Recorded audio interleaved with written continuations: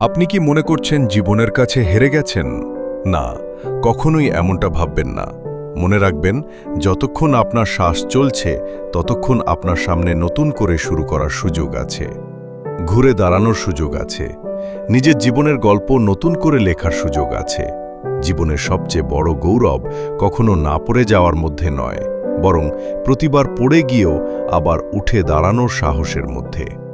ব্যর্থতা শেষ নয়, শেষ তখনই যখন মানুষ চেষ্টা করা বন্ধ করে দেয়। আরেকটি কথা মনে রাখবেন, বয়স কেবলই একটি সংখ্যা।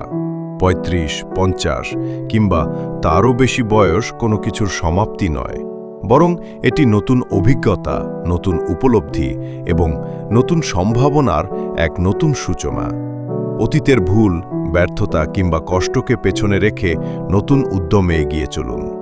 বিশ্বাস রাখুন, যে কোনো বয়সেই মানুষ নিজের জীবন বদলে দিতে পারে, নিজের ভাগ্যের মোড় ঘুরিয়ে দিতে পারে। তাই হাল ছেড়ে নয়, নতুন আশায় শুরু হোক আপনার আগামী দিনের পথ চলা।